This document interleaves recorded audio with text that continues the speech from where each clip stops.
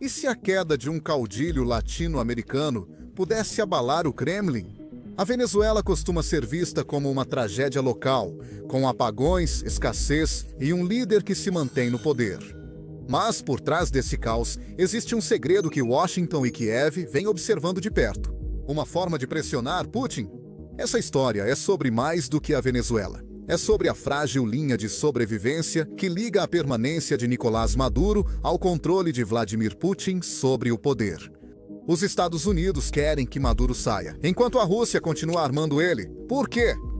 No triângulo entre Venezuela, Rússia e Ocidente está a razão de Putin querer proteger um líder venezuelano a 10 mil quilômetros de distância. Para entender essa relação aparentemente complexa, vamos começar olhando para o que está acontecendo agora em Caracas. A Venezuela não enfrenta só mais uma crise política, mas caminha para algo mais grave. E quem acompanha percebe que o cenário muda rapidamente. A disputa eleitoral do ano passado escancarou o país de uma forma inédita. Maduro declara vitória, mas a oposição alega roubo na eleição. Agora pessoas vão às ruas todas as noites, fazendo barulho que ecoa pelos bairros. Os soldados tentam se manter firmes, mas as fileiras estão divididas. Alguns oficiais apoiam Maduro porque seus futuros dependem dele. Outros sentem a pressão da escassez, das filas e da raiva silenciosa nas famílias. E você já sabe que, uma vez que os militares começam a se dividir, o governo lá em cima começa a balançar. E Maduro certamente sente esse balanço. Você pode ver isso na forma como ele continua reduzindo seu círculo íntimo. As reuniões são mais curtas, a sala menor e sua confiança diminuiu. Ele segue trocando equipes de segurança e afastando antigos aliados de confiança. Esse tipo de comportamento espalha uma sensação de frieza pelo sistema. E isso afeta ainda mais o venezuelano comum, enquanto a economia continua atingindo novos patamares negativos. A inflação reduz salários, alimentos estão caros e cortes de energia podem ocorrer sem aviso. Os hospitais lutam para manter suprimentos básicos. E até mesmo remédios simples se tornam algo que as pessoas precisam procurar. Quando a vida se torna instável, as pessoas buscam qualquer forma de sobreviver. E isso abre as portas para uma economia subterrânea que fica mais forte a cada ano.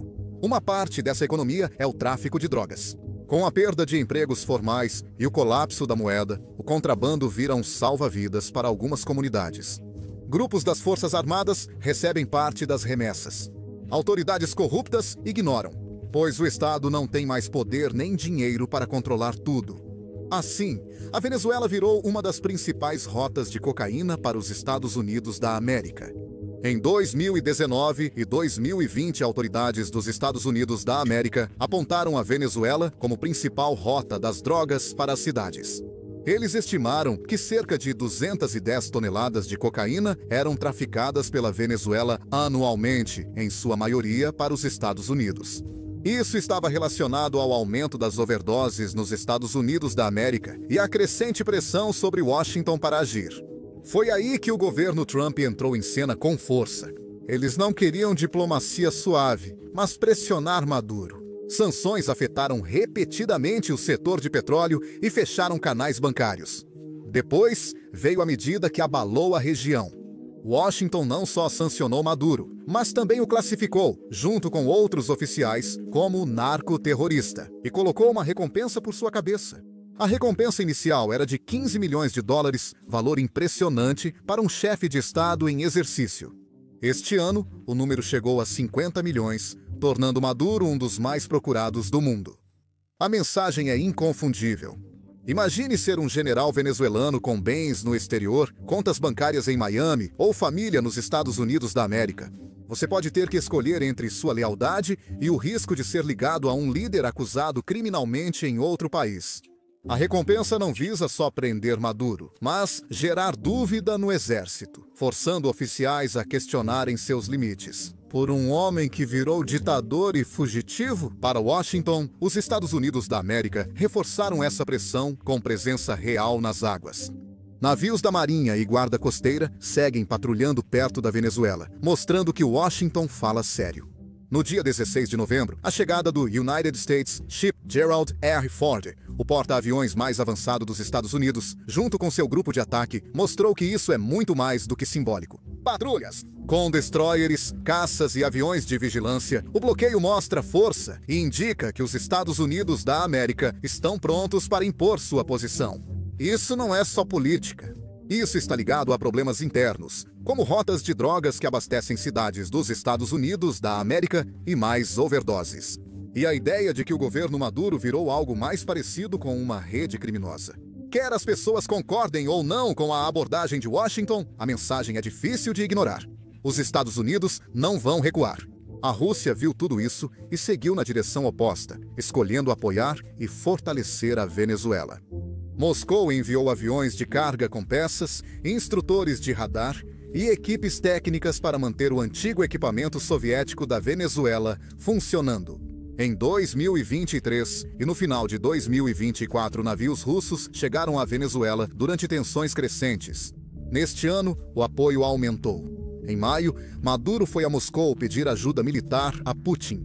E em novembro, sistemas de defesa aérea russos, como as baterias Pantsir e Buk, estavam sendo entregues a Caracas. Esses desdobramentos não visavam vencer a guerra, mas sim enviar uma mensagem. A Rússia quer provar que ainda consegue influenciar eventos distantes, inclusive em área vista como quintal dos Estados Unidos da América.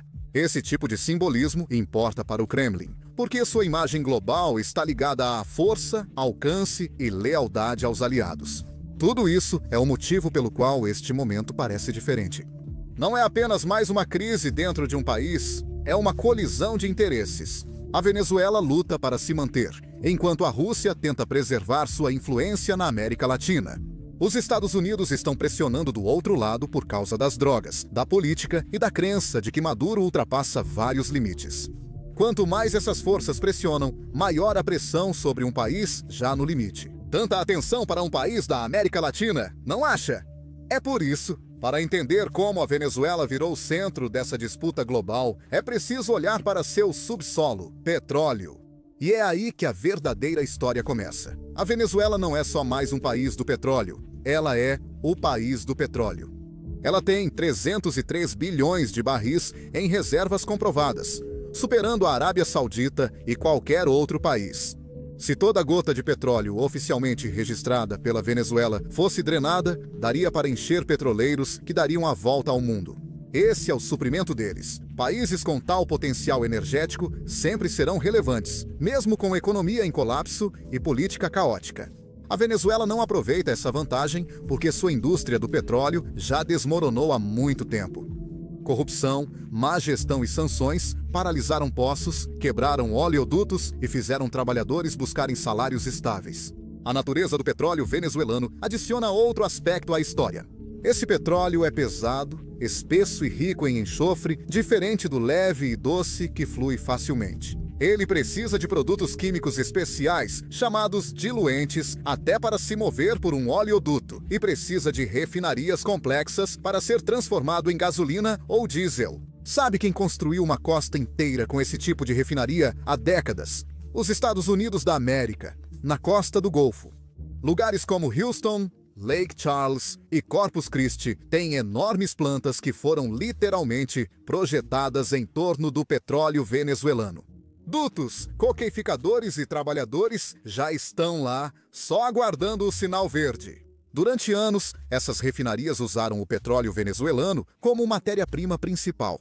O relacionamento político desmoronou, as sanções cortaram o fluxo e uma cadeia de suprimentos estável por gerações foi quebrada. Apesar da turbulência, o setor de energia global seguiu atento e sinais de recuperação surgiram nos últimos anos. Empresas da Ásia e do Oriente Médio intervieram com suporte técnico. Algumas empresas americanas receberam permissões restritas para negociar e avaliar o mercado, caso o cenário político mudasse. O nome mais relevante é Chevron. Desde o fim de 2022, eles extraem petróleo legalmente com a Petróleos de Venezuela, sociedade anônima sob uma licença especial do Tesouro. A administração Trump expandiu silenciosamente novamente em 2025. 4 joint ventures já operam, somando quase 20 mil barris diários enviados à costa do Golfo. Esse petróleo já está no mercado, competindo com o Urals russo, e Maduro continua muito presente. No Palácio de Miraflores, Washington percebeu que sanções totais só aproximaram a Venezuela de Moscou e Pequim. A estratégia agora é mais incentivo que punição. Deixe a Chevron abrir um pouco as válvulas para satisfazer as refinarias. E esperar que o dinheiro extra convença alguns generais de que o pós-Maduro pode ser mais lucrativo. Ainda não é uma enxurrada, mas mostra que a torneira pode ser aberta sem mudar o regime. Nada disso restaurou a Venezuela aos antigos patamares, mas houve uma mudança importante. O país parou de cair e começou a se manter firme. E só isso já fez os analistas prestarem mais atenção. Essa mudança agora está se transformando em algo mais. A Venezuela está mostrando sinais de que está despertando novamente. Seus campos de petróleo, antes silenciosos e enferrujados, estão lentamente retomando a produção, chegando novamente perto de 1 milhão de barris por dia. Ainda é uma recuperação frágil, mas em um mercado global apertado, até mesmo um sinal de nova oferta pode fazer os negociadores correrem. Wall Street e os polos de energia sabem algo importante.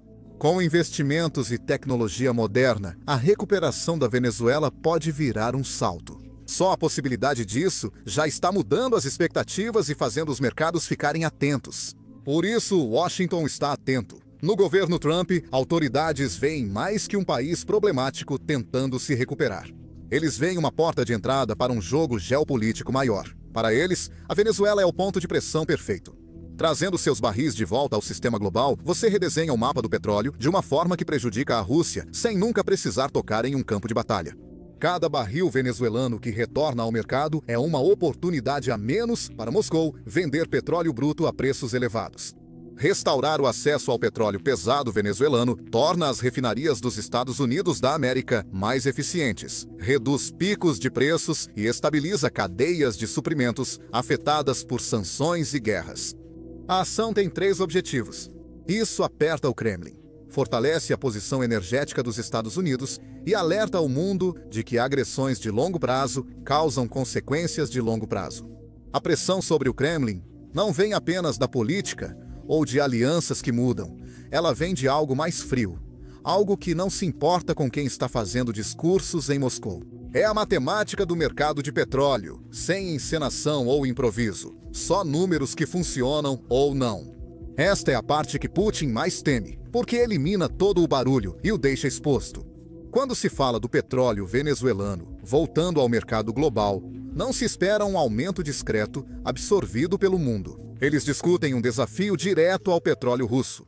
O petróleo venezuelano é pesado e denso, similar ao usado por muitas refinarias para processar o Urals russo. Se Caracas se estabilizar e retomar a produção, cada barril extra exportado será basicamente um barril. Moscou perde. E quando você analisa os possíveis caminhos de produção, o cenário fica desconfortável para o Kremlin. Rápido. Mesmo o cenário mais brando cria pressão. Se a Venezuela adicionar 500 mil de barris por dia, isso reduz a base de clientes da Rússia em um momento em que Moscou já está cortando preços. Se a Venezuela atingir 1 milhão de barris, a Rússia terá mais dificuldade para encontrar compradores, já que o mercado não sustenta 2 países vendendo petróleo com desconto ao mesmo tempo. E se Caracas de alguma forma chegar a 15 milhões, o choque atinge Moscou como um soco do Mike Tyson nas costelas. Porque, nesse ponto, deixa de ser uma conversa sobre participação de mercado e passa a ser uma questão de preço. Um retorno significativo da Venezuela poderia derrubar os preços globais em 10 a 20 dólares por barril. Isso não é uma oscilação pequena. Essa é a diferença entre a Rússia equilibrar suas contas e ver dezenas de bilhões evaporarem. Se as previsões mais pessimistas se confirmarem, as perdas podem atingir 100 bilhões. Nenhum discurso patriótico consegue esconder esse tipo de falha. Quando a energia muda, tudo ao redor se transforma. Os refinadores americanos, que passaram anos improvisando sem o petróleo venezuelano, de repente recuperam a combinação perfeita. Índia e China, que vinham comprando petróleo russo, principalmente porque os descontos eram irresistíveis, começam a enxergar uma opção mais fácil. As sanções secundárias de Washington já dificultam a vida de quem negocia com petróleo russo. Grandes compradores sabem que essas penalidades podem excluí-los do sistema financeiro dos Estados Unidos da América. Índia e China seguiram comprando devido aos grandes descontos e alternativas difíceis. Se a Venezuela se estabilizar, estiver abastecida e contar com o apoio dos Estados Unidos da América, a decisão será simples. Eles não precisarão mais driblar sanções, nem depender de frotas fantasmas ou intermediários. Eles podem simplesmente comprar da Venezuela de forma limpa e barata. E os compradores mudam rápido quando o risco diminui e a conveniência aumenta. Quando o petróleo venezuelano altera o equilíbrio global, o efeito vai além da Rússia. Isso começa a afetar o restante do mundo da energia quase imediatamente. É aí que entra a próxima complicação. Por anos, Arábia Saudita e Rússia atuaram como cogerentes do mercado de petróleo pela Organização dos Países Exportadores de Petróleo, mas sempre foi uma parceria instável. Se o fornecimento venezuelano reduzir preços, Riad precisará agir rápido para proteger seus interesses. Os sauditas se importam muito mais com a estabilidade dos preços do que com amizades políticas. Se a Rússia for o motivo da falha na estratégia deles, o atrito cresce rápido. Enquanto isso, a América Latina deve começar a se ajustar. Se o regime de Maduro enfraquecer ou cair, a região reagirá imediatamente. A pressão de refugiados sobre vizinhos diminuirá. Cuba e Nicarágua perderão o combustível venezuelano com desconto, e o Brasil se destacará como principal ponto de estabilidade no hemisfério. E à medida que Washington reconstrói sua influência na região, o espaço político que a Rússia ocupou através de Caracas começará a diminuir. E enquanto ainda estamos falando de assuntos regionais, outro ponto de tensão está logo do outro lado da fronteira, na Guiana. Maduro segue agitando a questão do Essequibo, enviando tropas à fronteira e promovendo referendos. Ninguém pediu isso. Sempre que ele faz isso, o Brasil desloca forças e a Exxon reforça a segurança nas plataformas offshore. E a vizinhança se irrita. Se ele pressionar muito, a Venezuela pode sofrer bloqueio regional ou novas sanções que afetam a recuperação do petróleo esperada pelo mundo.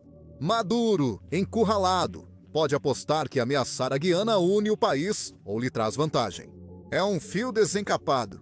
Um passo em falso pode atrasar ou prejudicar a recuperação que Washington acredita poder redesenhar o mapa energético. A Rússia espera criar tensão suficiente para manter o Ocidente cauteloso sem provocar uma guerra real.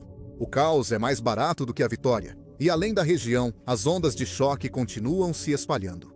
Quando a Rússia ganha menos com o petróleo, seus projetos no exterior ficam mais restritos. O apoio a aliados na África, Síria e Ásia Central fica mais difícil de manter. Essas operações nunca foram caras, mas exigiam financiamento contínuo. O alcance da Rússia já era bem limitado antes disso. Sanções, derrotas militares e economia lenta vêm enfraquecendo isso há anos. Um aumento venezuelano não cria o declínio, ele o acelera. A influência raramente desmorona em um momento dramático. Ela desaparece aos poucos, e cada linha apagada deixa o Kremlin mais encurralado. A Rússia sente essa pressão de forma mais aguda do que gostaria de admitir. O petróleo não é apenas uma das exportações de Moscou, é o pilar que sustenta todo o Estado. Cerca de 1/3 do orçamento russo vem da receita de energia. Esse dinheiro mantém o exército, financia a segurança, paga propagandistas e sustenta programas sociais para calar o povo. Cada míssil lançado na Ucrânia, cada blindado na linha de frente e cada história de vitória na televisão estatal são financiados pelos dólares do petróleo que entram no Kremlin. O problema é que está mais difícil ganhar esses dólares. Os custos sobem e as sanções dificultam toda a produção. Transportadoras e seguradoras só cobrem petroleiros russos se o preço for adequado. Mesmo quando Moscou acha compradores, costuma vender com grande desconto, pois Índia e China sabem que a Rússia está desesperada por receita. Cada remessa traz menos dinheiro, enquanto a guerra consome recursos mais rápido do que o Estado consegue repor. Por isso, até uma leve queda nos preços mundiais vira crise para Putin. Uma queda de Estados Unidos, dólar, 10 por barril pode eliminar bilhões em um ano e deixar o governo em apuros. Quando os preços caem, a Rússia não sente só desconforto, mas o chão se movendo sob seu sistema político. Quando o dinheiro começa a faltar, o impacto não fica só no orçamento federal, mas se espalha pela economia. O rublo enfraquece e cada baixa aumenta ainda mais a inflação. Os russos percebem diariamente que os preços sobem mais rápido do que o governo controla. As famílias reduzem os gastos, pequenas empresas lutam para sobreviver, a frustração pública aumenta e o clima nacional começa a mudar. A pressão aumenta nos círculos próximos a Putin. As pessoas mais próximas dele discutem mais, Culpam-se mais umas às outras e se preocupam que a diminuição dos recursos possa lhes custar influência ou proteção. Uma economia sob pressão expõe rivalidades que o sistema normalmente esconde. Essas tensões podem virar conflito aberto se a pressão persistir. Essa é a reação em cadeia que Putin mais teme. A queda dos preços do petróleo reduz o orçamento de guerra, abala mercados, enfraquece a moeda e mina a confiança das pessoas que sustentam a estrutura política. A Rússia supera uma temporada difícil. O que ela não consegue suportar é um longo e lento declínio na receita de energia sem sofrer sérios danos políticos. Washington sabe de tudo isso. Por isso, a estratégia dos Estados Unidos da América vai além de sanções e discursos diplomáticos. O objetivo a longo prazo é substituir Maduro por um governo alinhado aos interesses americanos, permitindo que empresas petrolíferas ocidentais modernizem a indústria venezuelana. É aí que Maria Corina Machado entra em cena. Ela não só venceu o Nobel da Paz, como também é quem os Estados Unidos da América querem em Miraflores após tudo isso. Aquela em quem confiam para estabilizar rápido o país, reativar a indústria do petróleo e pressionar Moscou, como planejado há anos. Se isso ocorrer, a produção pode passar de 1 milhão de barris e seguir crescendo, transformando a Venezuela em uma concorrente direta da Rússia, justamente em um momento em que Moscou menos pode arcar com isso. Ciente disso, Putin vê riscos evidentes. Apoiar Maduro não é só lealdade ou influência na América Latina, mas proteger a tábua de salvação da Rússia.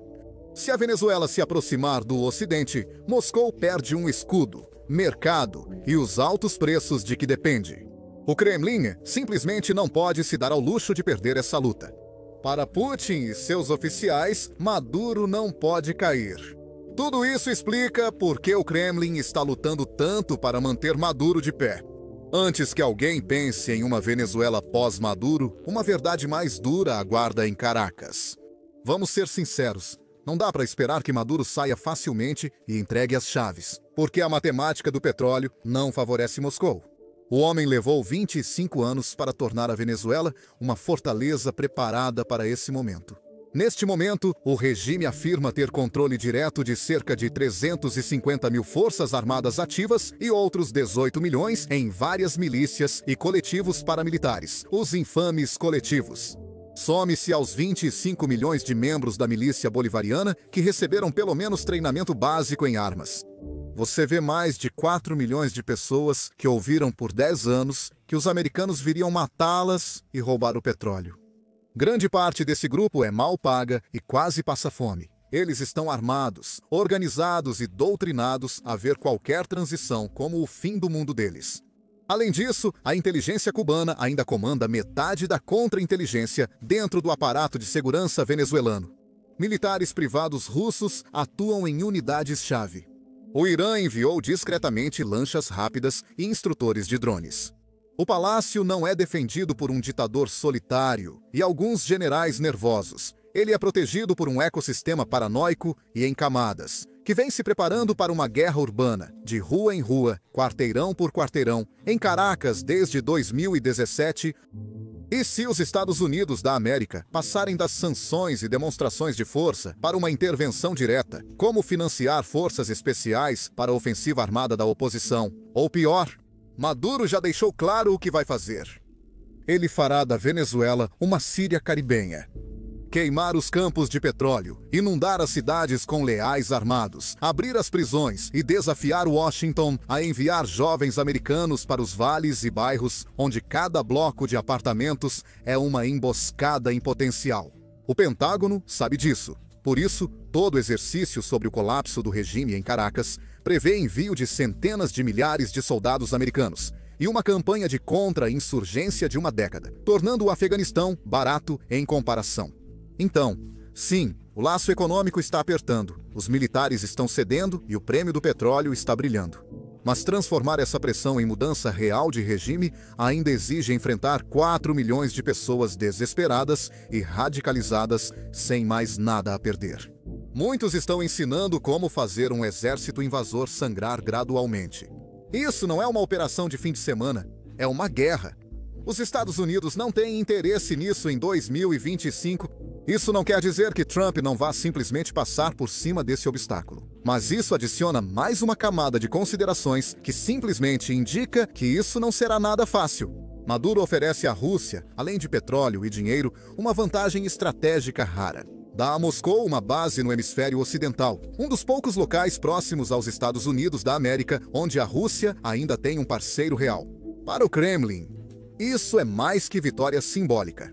Mostra que a Rússia ainda pode aparecer perto dos Estados Unidos da América e causar problemas. Isso permite que Moscou finja ter grande alcance global, mesmo com sua influência caindo em outros lugares. E essa parceria não surgiu do nada. Ela foi construída peça por peça. Ao longo de anos de cooperação militar, a Rússia vendeu jatos, helicópteros e sistemas de defesa aérea para a Venezuela, muito antes da crise atual. Muitos desses sistemas são antigos, mas ainda precisam de técnicos russos para funcionar. Quando algo quebra, a Venezuela depende de Moscou para consertar. Essa dependência cria um vínculo que não se rompe facilmente, mesmo quando a Rússia está sobrecarregada. Além disso, há a questão financeira. A Rússia emprestou bilhões à Venezuela, parte vinda do próprio Kremlin. Outros vieram pela Rosneft, que recebeu partes de projetos de petróleo venezuelanos como garantia. Alguns oligarcas investiram seu dinheiro em negócios arriscados do setor de energia da Venezuela. Isso gera uma grande rede de dívidas. Se Maduro cair, boa parte desse dinheiro some, causando prejuízo. Moscou não pode se dar a esse luxo agora, com a guerra drenando o orçamento e sanções pressionando a economia. Aqui as coisas ficam desconfortáveis para o Kremlin. A Rússia não pode mais apoiar a Venezuela como antes. A guerra na Ucrânia tirou mão de obra extra, equipamentos extras e atenção extra. A maior parte da ajuda que a Rússia envia hoje é mais para mostrar do que qualquer outra coisa. Um navio chegando, um avião de carga pousando e alguns conselheiros em terra. De longe parece forte, mas de perto vê-se que Moscou só tentava manter as aparências. A outra preocupação no círculo de Putin, raramente dita em voz alta. Se Maduro cair, pode tentar fugir para a Rússia. Parece dramático, mas esse boato já existe há anos. Isso assusta o Kremlin, pois abrigar outro líder deposto faria a Rússia parecer um asilo para tiranos fracassados, não uma potência. Isso colocaria Maduro junto de Yanukovych, Bashar al-Assad e outros que fugiram para Moscou. Quando tudo desmoronasse, isso mostraria ao mundo que mais um dos aliados da Rússia colapsou sob os olhos de Putin. É por isso que o Kremlin se recusa a ceder. Isso nos traz de volta ao próprio Putin, porque todas essas ondas globais acabam convergindo em um alvo: ele. Quando o dinheiro do petróleo cair, o choque vai se espalhar por todos os lados ao mesmo tempo.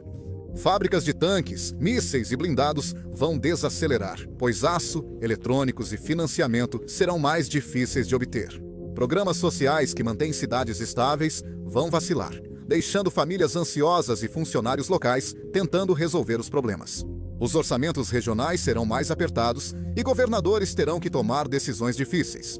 Até a capacidade do Kremlin de comprar lealdade, que mantém o sistema unido, vai enfraquecer justamente quando é mais necessária.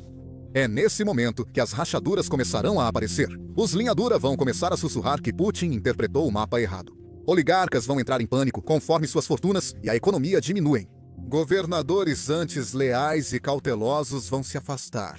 O sistema não vai colapsar de forma dramática, mas sim tremer com diversos pequenos abalos quase imperceptíveis. Mas cada um deles vai minando a autoridade que Putin construiu ao longo de décadas. Enquanto isso, a guerra na Ucrânia já está levando a Rússia ao seu limite. Soldados exaustos, equipamentos desgastados e linhas de suprimentos sob pressão constante. Cada avanço custa recursos enormes e Moscou está lutando para manter o ritmo. Se as receitas do petróleo caírem, isso virará uma crise total. Fábricas de armas vão vacilar. Soldados ficarão sem pagamento com mais frequência, comboios quebrarão e cadeias de suprimentos falharão. A guerra vai se tornar impossível de sustentar no ritmo que Putin exige, especialmente quando a Ucrânia conta com o apoio de uma coalizão de países fornecendo dinheiro, inteligência e equipamentos avançados. A Rússia não pode lutar com força emprestada para sempre, e ficar sem dinheiro enquanto o inimigo está totalmente abastecido será catastrófico. Isso vai significar perigo, e esse perigo não estará apenas no campo de batalha. Será algo pessoal para Putin. Em um sistema baseado no medo e na lealdade por interesse, a fraqueza não é uma opção. Resumindo, isso pode abrir espaço para que ele seja deposto pelo povo se as circunstâncias permitirem. As apostas dessa situação são mais profundas do que parecem. Isso não quer dizer que o retorno da Venezuela derrube o Kremlin rapidamente. Na verdade, mesmo que amanhã um novo governo abra as portas para a Exxon e a Chevron sem nenhuma condição, analistas sérios afirmam que só em 5 a 8 anos a produção deve superar 2 milhões de barris por dia novamente. Então, todo esse processo leva tempo, mas o que ele também faz é acelerar as pressões que já estão se acumulando dentro da Rússia. Cada fraqueza se destaca, cada risco é mais difícil de ignorar, e a perda de poder parece urgente. No centro de tudo isso está o único recurso em que Putin sempre confiou para proteger seu regime. O petróleo, antes sua maior arma, agora pode ser sua queda. A Venezuela nunca foi só uma crise distante ou um estado problemático no Caribe. Seu petróleo está no centro de uma reação em cadeia que vai muito além de suas fronteiras.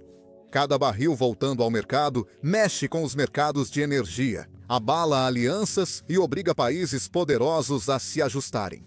Isso não se trata de gráficos de oferta ou planilhas, mas sim de consequências políticas reais. E elas chegam rápido. Se Washington conseguir redesenhar o caminho da Venezuela, os efeitos atingem Moscou quase imediatamente e enfraquecem os sistemas que mantêm Putin no poder. No fim, a mensagem é clara. A Venezuela não é secundária, é um estopim direto para Moscou. Se esse estopim for aceso, o petróleo venezuelano pode virar a arma inesperada que enfraquece o regime russo em seu núcleo.